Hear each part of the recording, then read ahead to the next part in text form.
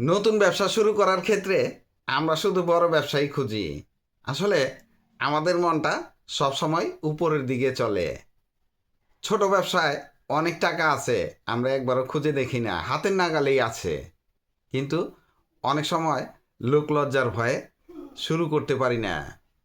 আপনার পকেটে টাকা আছে 50,000, অথচ আপনি 10 লাখ টাকার ব্যবসা খুঁজছেন, তাহলে আপনি করতে পারবেন? আপনি কিছুই করতে পারবেন না, শুধু বেকারি থেকে যাবেন। তাই 50,000 থাকলে 50,000-এর ব্যবসা শুরু করেন। আপনার কাছে যা আছে তাই নিয়ে আপনি ব্যবসায় নেমে পড়েন। দেখেন, আপনাকে দিয়ে ব্যবসা হবে। হবে না কেন? ব্যবসার মন মানসিকতা থাকা লাগবে। আবার কিছু মানুষ আছে যে ব্যবসা করব, কি করব, কোথায় করব, কি পণ্যের করব, এইভাবে করে ব্যবসা শুরু করতে পারেন না। ভাই, ব্যবসায় আপনাকে ঝুঁকি নিতে হবে, ঝুঁকি ছাড়া কোনো ব্যবসা নেই।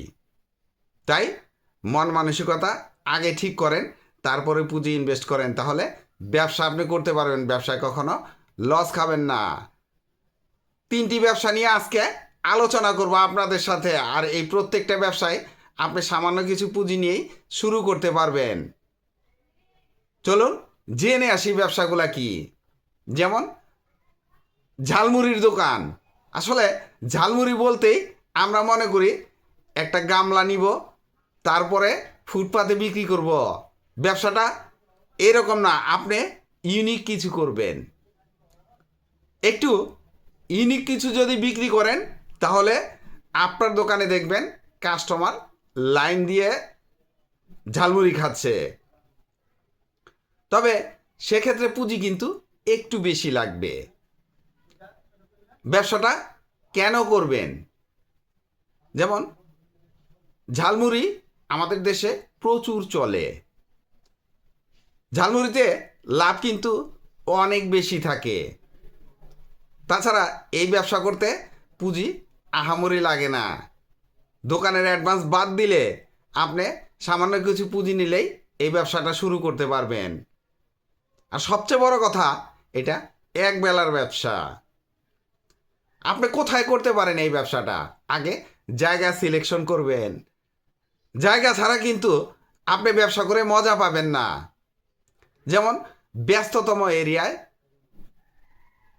অথবা কোনো মার্কেটের সামনে একদম কর্নারের দোকান হতে পারে, বা মার্কেটের ক্যান্টিন হতে পারে। ওইসব জায়গায় আপনি যদি ঝালমুড়ির ইউনিক কিছু আইটেম বিক্রি করতে পারেন, দেখবেন আপনার কাস্টমার কিভাবে আসে। ব্যবসাটা আপনি কিভাবে করতে পারেন, আপনি একটা গাইডলাইন তৈরি করেন যে কিভাবে আপনি এই ব্যবসাটা রান করাতে পারবেন।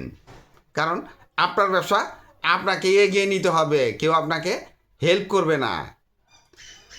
যেমন আপনি নর্মাল মুড়ি ভর্তা বিক্রি করতে পারেন, সাধারণত ফুটপাতে যেগুলো বিক্রি হয়। মুরগি, গরু এবং হাঁসের মাংস দিয়ে ঝালমুড়ি তৈরি করতে পারেন। তাছাড়া গরুর কলিজা, মুরগির গিলা কলিজা, মুরগির পা, এইসব দিয়েও আপনি ঝালমুড়ি তৈরি করে বিক্রি করতে পারেন।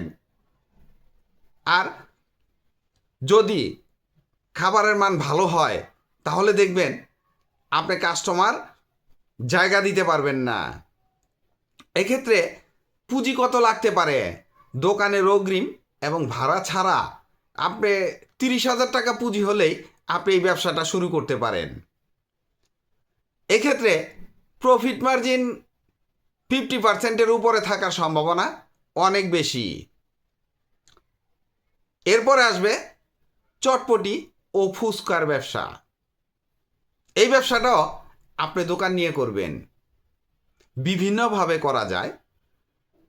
যেমন ঠেলা ভ্যান নিয়ে করতে পারেন, স্থায়ী ছোট দোকান নিয়ে করতে পারেন, আর প্রিমিয়াম ফুচকার দোকান দিয়ে আপনি বিক্রি করতে পারেন। আপনি যদি একটু স্ট্যান্ডার্ড টাইপের করতে চান, তাহলে প্রিমিয়াম ফুচকার দোকান করেন। আর এই ফুচকার দোকানে কি কি বিক্রি করতে পারবেন আপনি? যেমন ফুচকা, চটপটি, পানিপুরি, দই ফুচকা, টক মিষ্টি, ঝাল ফুচকা, এই জাতীয় আইটেম নিয়ে আপনি ব্যবসাটা শুরু করেন। তারপরে অন্যান্য জিনিস আপনি করতে পারবেন। শুরুটা অন্তত এগুলা দিয়ে করেন। পুঁজি কত লাগতে পারে?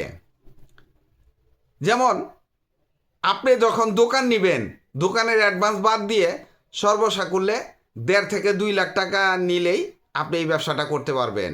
কারণ হান্ডি পাতিলের কিন্তু দরকার হবে।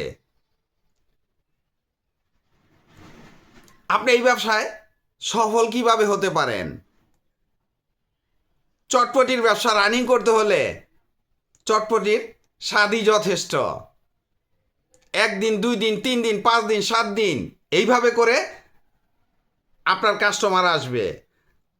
যেমন প্রথমে যে একবার খাবে, যদি আপনার খাবারের মান ভালো হয় তাহলে সে দ্বিতীয়বার আসবে। তাই ব্যবসার মূল মন্ত্র হবে রিপিট কাস্টমার চাই।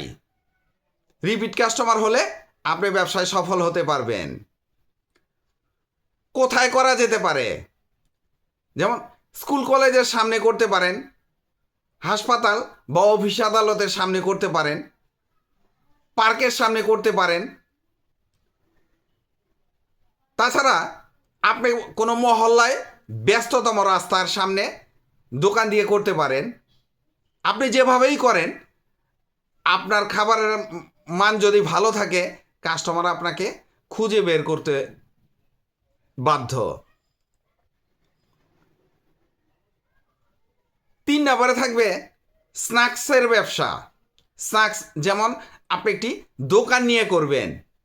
সকালে পরোটা ভাজি বিক্রি করলেন, দুপুরে সিঙ্গারা পুরি বিক্রি করলেন, বিকালে চপ বেগুনি টিক্কা এই টাইপের কিছু বিক্রি করলেন।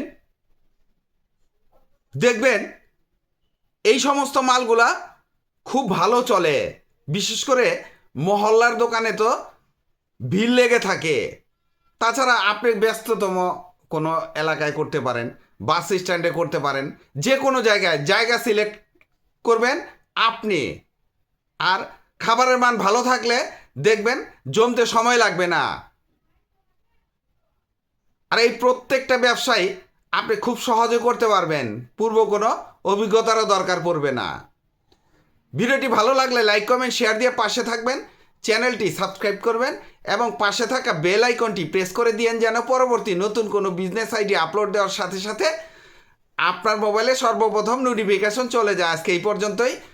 আসসালামু আলাইকুম।